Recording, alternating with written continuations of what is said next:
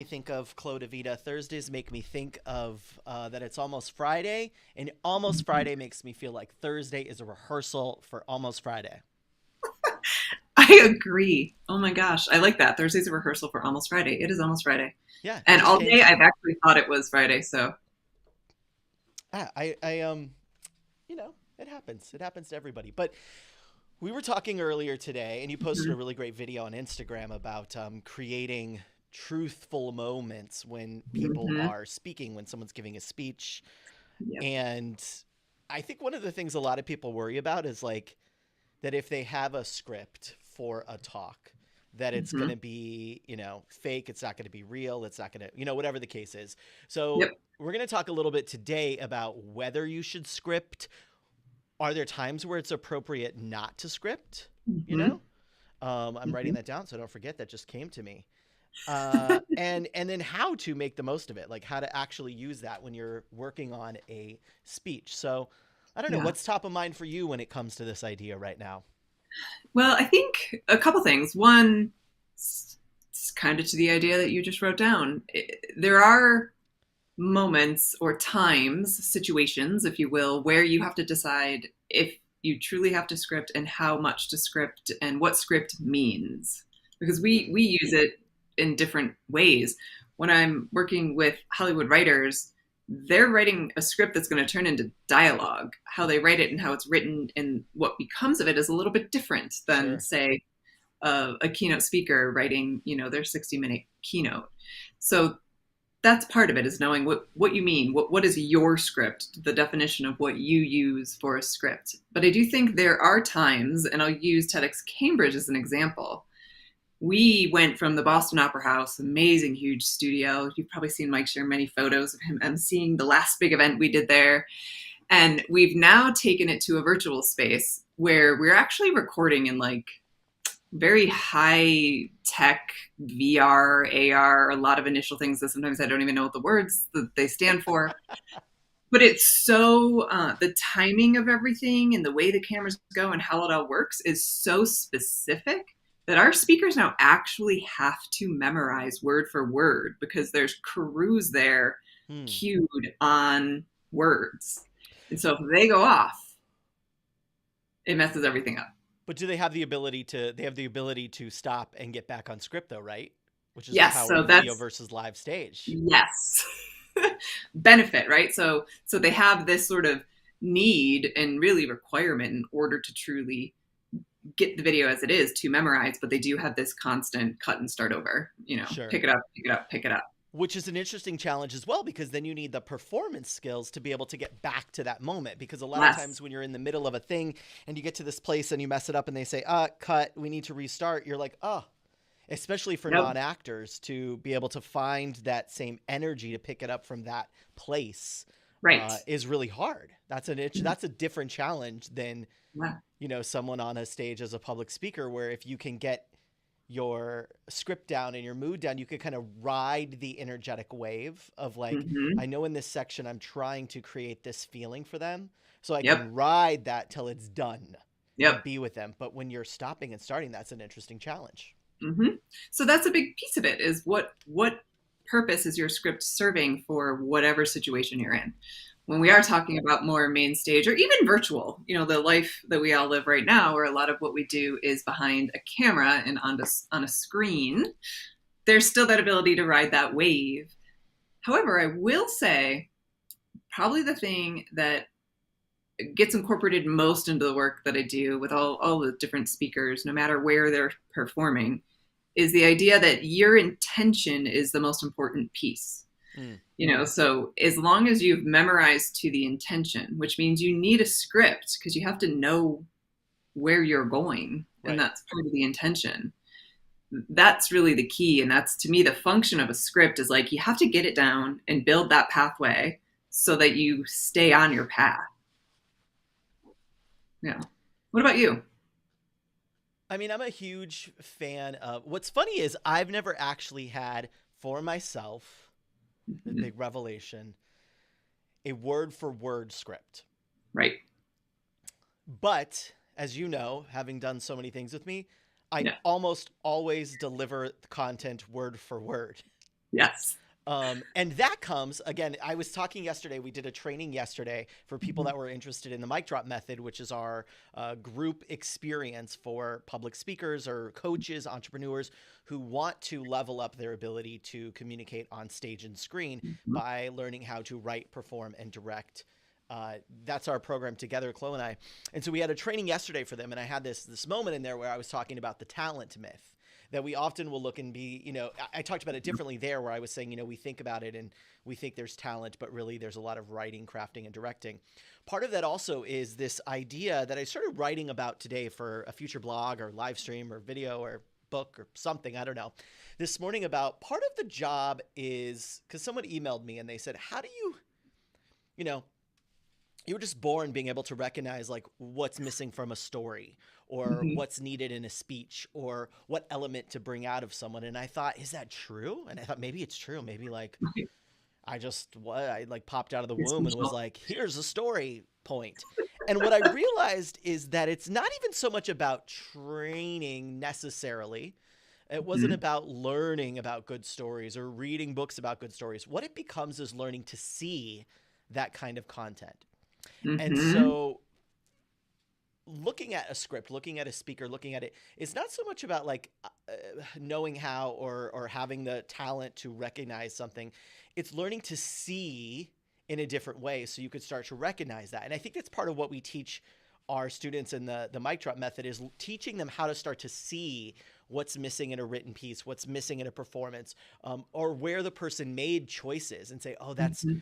whether or not it's a choice for you, it's a choice they made. That's here's the impact of that choice versus critiquing it or versus trying to say what's possible for them, saying, ooh, they made that choice. And so for me, the idea of a script is a little bit different, I think. But it's Mhm. not because I don't believe in scripting, because I do go through an extensive like storyboarding process of Yep. I don't even know if I have one here. Yeah, here we go. There's always one on my desk. This is a Yeah. client's talk I'm working with.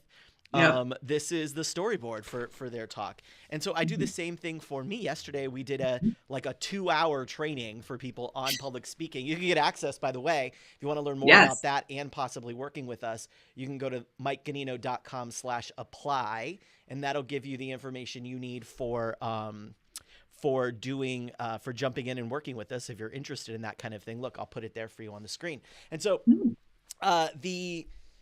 the thing for me is I am constantly testing content and materials. I'm Mhm. always looking for um, I'm always trying it out on podcasts, in calls, and I think, ooh, that worked. Let me mark that down. Let me put it somewhere. Let me save that note. And then I'm iterating it and testing it all the time so that by the time it is in front of an audience who is paying me with a lot of their attention or who is paying me with their money, uh, that I then know what is really going to be impactful because I've tried it before, because I've seen it before. I know what's going to work. And so again, like I was saying here, I don't know that I've ever had a written down word for word script. But if you've Mhm. heard me speak on the same topic, you would think I did, because the content is almost 100% the same every time. And that is because I just script it in a different way, not word for Yep. word for me. It's in the story blocks with the intention, where we're going here, where we have to go next. And that training is training how to see. I started to see, how do you sequence content so people stay engaged? How do you sequence ideas so people do that? How do you play with voice and all of that? And so scripting for me is there. But when Mhm. we're working with clients, a lot of times they need to script in a way of getting word for word and then learning to pull away from those words to deliver the actual talk later. That makes sense. Mhm. Yeah, and I think that's interesting. So it reminds me of, back in the days when we were just working together all the time and traveling together, sitting there and watching like the Oscars and having that view, because even then the people who win almost always, whether they're pulling it out of here, right, so they can read, they've rehearsed something. They have thought about, Mm. what am I going to say when I step in front of that microphone? And that comes out feeling sometimes really natural and sometimes not. But Oprah Winfrey, when she got up and did her, gosh, this was so long ago now. When was that? That was The 5 Cecil B. years ago DeMille now. Award, I think it was in 2018.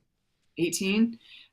She had it was scripted, and we don't know how on word for word she was, but we know every intention that she had in that came across because she actually guided the audience through when they were supposed to clap, when they couldn't. Mm-hmm. And actually, you shared with me Taylor Swift's um, Graduation commencement, I speech. Yeah, guess. Yeah, commencement. commencement for getting her honorary doctorate, and she got up and spoke. I still haven't been able to watch the whole thing because it's freezing, but she did the same things. There's no doubt in my mind that she scripted exactly what she wanted to Yeah. say. Don't know that she said it word for word the way it was written, but she knew where she was going. She knew the pieces she was making. She knew when she wanted to pause. She knew when she wanted to push the audience forward. There's times where they tried to clap and she kept talking and they realized they shouldn't be. Yeah. And I think that's like the key for me isn't so much how, because you have an amazing process. Mine's a little bit different, but I also don't have word for word scripts either. I do, well, I kind of learned from you, stage to page. I do a lot of that. I have my outline and then I stage to page pieces and I work the pieces until I'm like, yep, that's the point. That's the intention. That's it. And I might pull out a few areas where like, I want to say that way, but in between those things, I just want to make sure I'm driving to the next point. Yeah.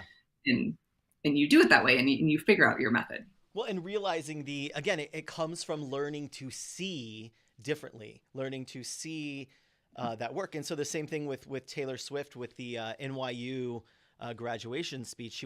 She got an honorary doctorate and then gave the graduation, the commencement speech. Mm-hmm.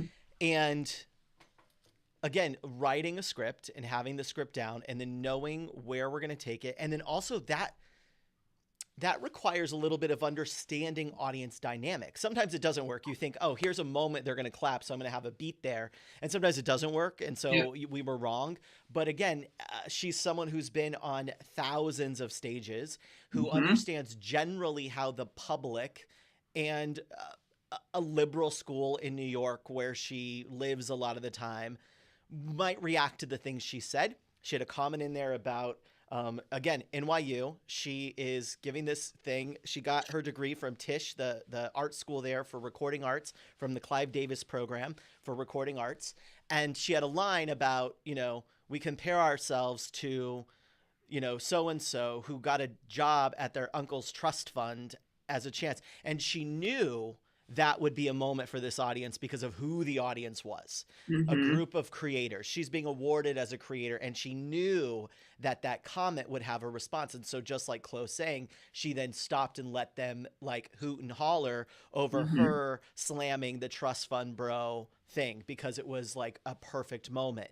And that doesn't come because that comes from learning to see differently and then scripting it in a way that builds us up to there so that we can have that moment. Yep. And that's really what it comes down to is the moments you're creating for the audience. One of the things we talk about, in the body languages is that imaginative piece, which is what you're creating in your audience's mind, the emotions you're bringing together, and that move them, right? Give them moments within you up there leading them through some idea, right? Your idea. And that's really what it comes down to. And that's, I think, where the script comes in, because if you don't have that like guide, if you're not guided to deliver something that creates those moments, then the audience can't have them. Sure. Yeah. Isn't that interesting? Like the audience can't have a moment that you don't, again, maybe you unintentionally do occasionally, but they can't have a moment that you don't help create for them. Right. Even if you create it accidentally, they're not going to have a moment you don't help create, and that's also one of the other things about scripting versus not scripting is I think that it really diminishes your ability to get better because you then don't know what worked. You then don't know, when I went here, a lot of times people will come and they'll say, okay, I want to work on my speech. Great. Where's the speech? Sometimes they have video, which is great. We can use that to transcribe it and then work backwards. But a lot of times like, show me the speech so we can create something from it. And what I think happens so often to speakers and communicators is we don't have anything written down, so we don't know what to move around. Like, for example, like in this these sheets that I'm showing here with the boxes on them. This is then I recreate this, by the way, in my iPad.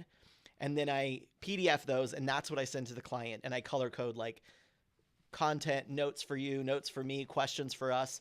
And what it allows me to do also is to circle something, copy it, drag it, and move it, because we can move things around then too. We know, oh, this was too early for this joke.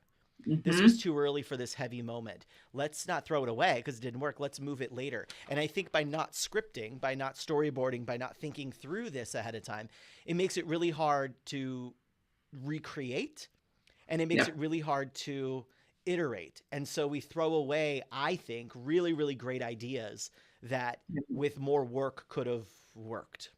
Mm-hmm. Yep. Yeah, I do think it is one of those places where people like to sort of firmly plant themselves in, I do or I don't do this thing. Yeah. Yeah. And I think one of the things, whether you do or don't do it, again, we're getting pedantic because we say you should do or don't do it. The same way that when I teach storytelling, when we're teaching that, it's like, oh, here are the rules of storytelling. And it's like, actually, if you look at how stories are told, there's all kinds of ways they can be told. So instead, this happens all the time in improv. I used to perform and then taught many, many times to thousands of people improv skills for communication. And one of the things that happens in improv is there are the rules of improv. You must say yes and. Maybe. Let's look at why the rule exists. Well, the rule exists because without yes and, like if Chloe has an idea, my job is to accept that what she said is the reality of our scene and then build on it. So yes and. But what happens so often in our quest to have rules and to be, pedantic about it, people then think literally they have to say the words yes and, and it stops them from doing the intention of yes and, which is to take something and build on it. Because people say you can never say no in an improv scene. Actually, I can. Like, Chloe, let's pretend that we're best friends on a trip and you ask me something. Do you think we should get coffee on the Riviera over there or over in the dog park? I mean, you're always wanting to go to the dog park. I'm really concerned at this point of like, can you have a relationship with humans? I don't know about the dog park. So I can say no, which is true statement, by the way, about her. I know. I think one of the things about saying no is we can make the scene more interesting by saying no, because I can add information. So I can accept, yes, Chloe and I are friends on a trip we could go to the Riviera or we can go to the dog park. I'm accepting that is true. I'm not saying, what are you talking about? We're not in the Riviera or a dog park. We're in Chicago. I didn't say that. I accepted that was a true reality, and I still added information, but I didn't literally need to be like, yeah, I love dogs. Let's go. Yeah, right. I could add to the scene. And then what we would do next, I'd go to the dog park anyway. I'd begrudgingly go to the dog park, and we would create a really interesting scene out of a woman who like doesn't, maybe she treats me like the dog at the dog park and the dog's like people. So I'd go anyway. I would say yes to it, but it doesn't mean that I need to agree to it. So I think sometimes when we're thinking of to script or not to script and how to script, we get so worried about the framework of it that we don't think about why am I doing it in the first place and how can it be helpful. So whether you're a wing it or whether you're a scripter and a rehearser, I think what we have to say is, what is the point of it? And am I getting that either way? Because in my case, I do not script. Right. But I absolutely have a script, if that makes sense. I absolutely do. And so because I'm worried about the goal of it in the first place, not the heuristics of I must do the rules here. Does that make sense? Yep. Yeah. It's why for years, well, let's see, when I first heard it, it was in my early 20s when I was dancing. And one of my teachers at the time. Like professionally or just at a cocktail lounge? Like you were just at like a bar, or you were dancing like as a dancer? I was in a studio taking a class from a choreographer. One time I was dancing at the bar and I heard the most original idea. It was amazing. And anyways, so the choreographer was kind of going outside of the rules of ballet, right? There's rules to ballet. And what she said is a quote from a famous creative that we all know, Picasso. She said, well, you want to learn the rules like a pro so that you can break them like an artist. Yeah. I think that's so true across everything in the speaking world is there are basics that you should understand and know how to apply. It doesn't mean they're all applicable. And so that's like the place I think we really create the space for let's find all of that because Mm. everyone's unique. Everyone has a different way in, everyone has a different presence on stage. And it's not about making you be a certain thing, it's about how can we explore the options in front of you and figure out all the things you can be. Mm-hmm. Mm-hmm. Yeah, that's really the whole goal is choices, learning choices. Mm-hmm. So learn about scripting, learn the different ways inside of, the mic drop method. We teach the different ways of scripting Yep. and how to go into a fully written script. And then we have someone that we're talking with right now who wants to do a one-person show. And so, of Ooh. course, that has to be scripted because someone else in the room is going to be controlling the lights, is going to be Yep. controlling sound effects. But the goal is to get it scripted, get it down so that it can be workshopped, and then to say, okay, from there, where do we evolve it to? Now let's storyboard it. Now let's get off book. Now let's play with what's possible. And so, all of those, the idea of scripting or storyboarding allows you more choices. And that's Yep. what we're teaching folks inside of the mic drop method is how to learn all the choices, how to learn the choices available for you so you could Mm-hmm. choose how to employ them to achieve the goals you have for your speeches, presentations, and other communications. Communications. Yeah, clearly I'm good at that. Communications. I'm real smart about communications. So okay, well that's our thoughts on scripting and whether to, whether not to, how to, what we think about it, why we teach it. If that's interesting to you, if you say, "Ooh, I have never thought of it this way," if you're a coach, an entrepreneur, an author, a public speaker, a thought leader, ready to take Mm-hmm. your ideas to the next level, we'd love the chance to share with you what we're up to Yes. help you do that, to help you learn to write, perform, and direct inside of this container and community that is really all about helping you get there. So if that's interesting to you, head over to mikeganino.com/apply and we'll let how you can get access to that 2-hour training I was talking about. Goes through really probably in more detail than we should have. I'm giving the house away over here. How we approach the work and how you Yeah. could, script differently and perform differently. So if that's for you, we're here. And if it's not, then, good luck to you. Go rehearse your Friday on your own. Yeah. Okay. See you later. Bye, Chloe. Bye.